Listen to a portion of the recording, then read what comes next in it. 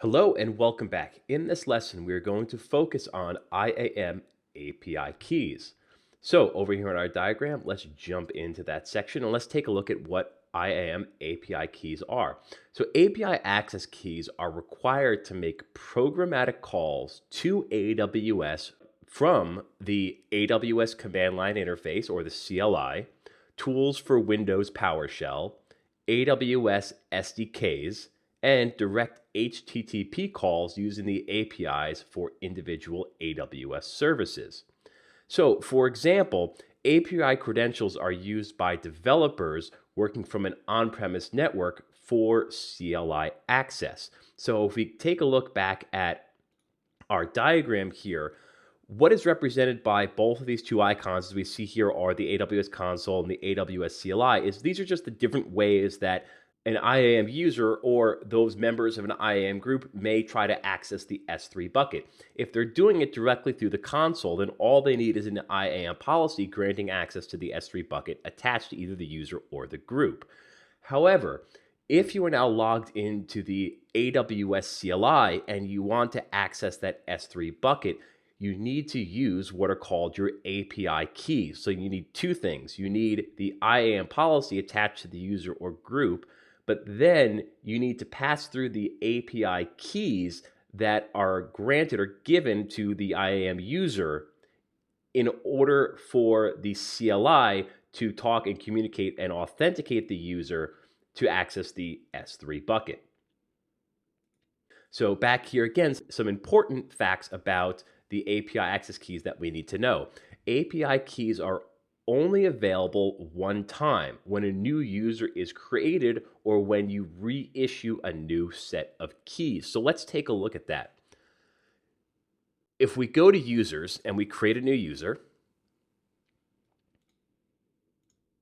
we'll just call this keys just for simplicity here. We now see under access type, as we've done previous to this, we selected AWS Management Console, which we'll check again here. But now let's check on programmatic access keys. And this enables an access key ID and secret access key for, again, the AWS API, CLI, SDK, and other development tools. So let's go next to permissions, next review, and create the user. Now, this is going to be the only time, I want to stress this, the only time that we're going to be able to view, access, and download both the access key ID and the secret access key. So if I click here on show, we see here the access key ID and the secret access key. So what you want to do if you want to save these, you either need to copy them and paste them into some sort of a document, or you can also download the CSV, which then in the CSV, we've now downloaded, it has the access key and the secret access key for this user. But going forward, you will be able to view the access key, but you will never again be able to view the secret access key. So let me show you. Let me close this out now. We'll go into the keys user.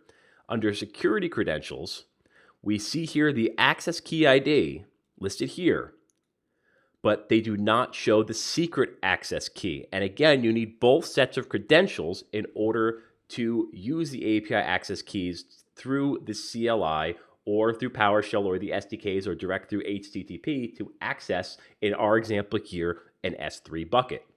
So, as we know now, AWS will not regenerate the same set of keys. So I had that one opportunity to record what both sets of the API keys are. And now I can no longer access the secret access key, and I cannot regenerate that. I can never view it again. So if I lose it, or I want to make them inactive, or I need to change them, right? What I need to do is I need to generate a new set of API credentials. So what I can do is I can say make this set inactive if I were to lose or wanted to change this key, and then I can create a new set of keys.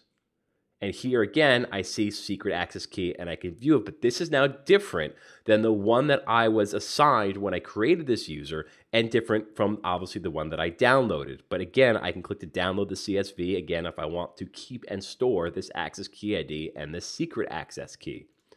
But we will now notice that the one that was originally assigned to me when I created this user is now inactive, meaning that anything that I was using those credentials for will no longer work, and I will now have to use the new access keys for any of my communications to work with AWS through the command line interface. Something else that's important to understand is that roles do not have API credentials. API credentials can only belong to AWS users. So as I just mentioned, in the AWS console, you can only see the access key ID, which is here, never the secret key ID. You can only view the secret key ID when the credentials are first created. If you require new API credentials, like I just demonstrated, you must deactivate the current set and generate a new set. Also, extremely important, never create or store API keys on an EC2 instance. That is a big security no-no. That is against security best practices for IAM and EC2 use. So now exiting out of this and going back to our diagram, we now see and have a more clear understanding of how API keys fit into our diagram. If we have an AIM user through groups or on their own want to communicate with an S3 bucket, they need to do so by both having a policy assigned to them, which grants them access to the S3 bucket, and also have a set of API key credentials which they need to input into the command line interface that is sent when they make requests and send API calls to AWS to access S3. And what we're going to do in the next section is we'll actually move into and explore the Amazon CLI a little bit, download it, install it, and actually get some API credential keys set up on that so you can learn and see how we access AWS resources through the AWS CLI. So for now, hopefully you have a good understanding of what AIM API keys are and how they are managed here in the AIM console. So for now, we will conclude this video. Thank you for watching. You may now move on.